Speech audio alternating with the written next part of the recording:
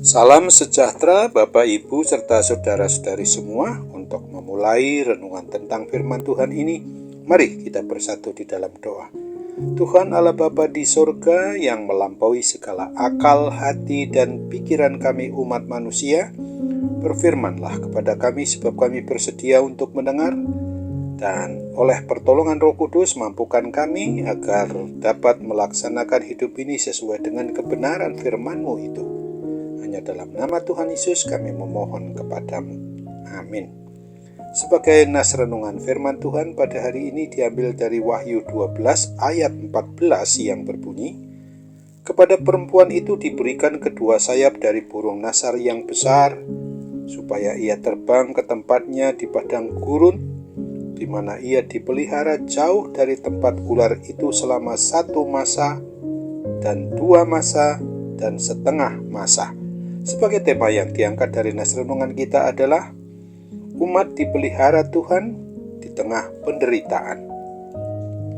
Firman Tuhan yang ditulis pada Alkitab menggambarkan bahwa iblis bagaikan singa yang mengaum-aum dan mencari orang yang dapat ditelannya. Oleh sebab itu, orang Kristen atau orang yang beriman percaya kepada Kristus ini harus tetap waspada dan berjaga-jaga.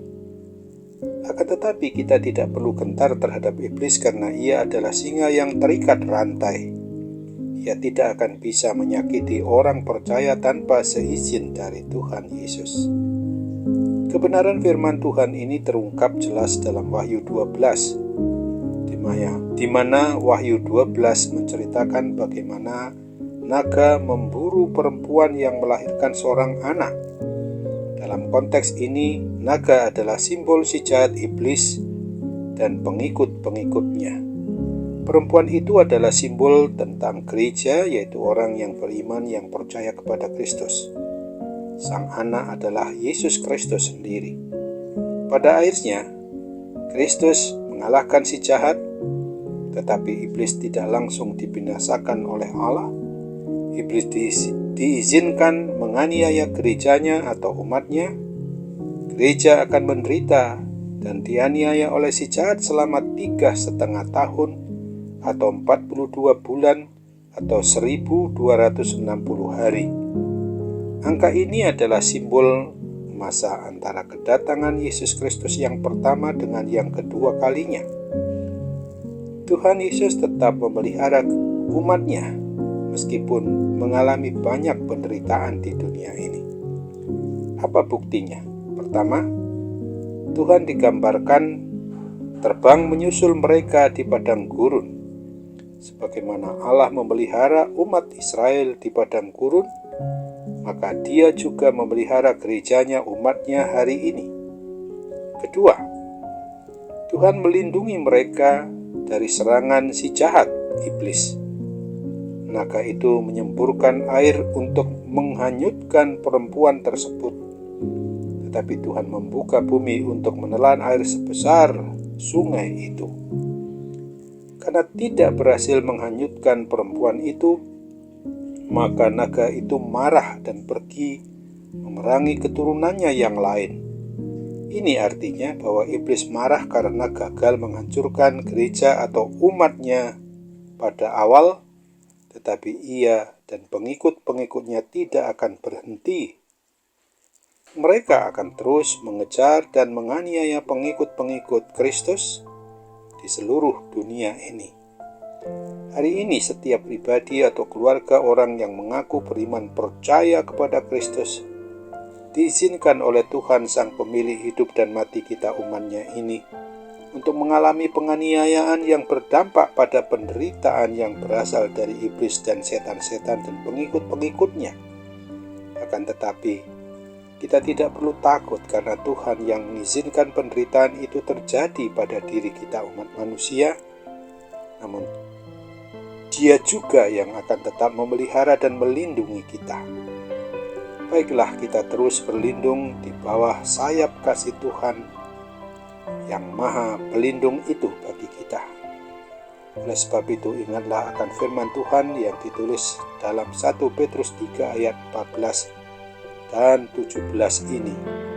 Tetapi sekalipun kamu harus menderita juga karena kebenaran, kamu akan berbahagia. Sebab itu janganlah kamu takuti apa yang mereka takuti, dan janganlah gentar, sebab lebih baik menderita karena berbuat baik, jika hal itu dikehendaki Allah, daripada menderita karena berbuat jahat. Amin. Mari kita kembali bersatu dalam doa. Tuhan Allah Bapa di surga, terima kasih untuk firman Tuhan yang boleh kami renungkan pada saat ini, untuk mengingatkan kami agar kami jangan pernah takut dan gentar dengan datangnya penderitaan yang pada diri kami, terutama penderitaan yang terjadi pada diri kami diakibatkan oleh ketekunan maupun juga ketabahan hati kami di dalam menghadapi adanya penderitaan yang diakibatkan oleh iman percaya kami hanya tertuju kepada Tuhan Yesus, sehingga kami memang harus sungguh-sungguh tetap mempertahankannya, supaya kami jangan pernah menderita karena perbuatan jahat kami di dalam melawan Tuhan. Kami sungguh-sungguh harus berserah kepadamu ketika kami secara badani saat ini menderita karena gangguan sakit penyakit yang bisa saja dipakai oleh iblis untuk makin membuat kami menderita di hadapan Tuhan dan di hadapan sesama kami umat manusia. Oleh sebab itu tolong kami Bapa, sehingga kami benar-benar tetap kuat, teguh, tetap setia, taat hanya kepadamu, dengan memperlakukan firman-Mu itu dalam hidup kami sehari-hari. Karena Tuhan pasti akan mengusir dan membuat kami boleh hidup pulih dari segala gangguan sakit penyakit apapun juga, terutama sakit penyakit rohani kami. Kami percaya Tuhan mau dengar doa dan harapan kami kepadamu ini dengan sembah sujud tertuju kepada Tuhan Yesus Kristus. Sebagai Tuhan dan Juru Selamat kami, jadilah kehendak-Mu. Amin.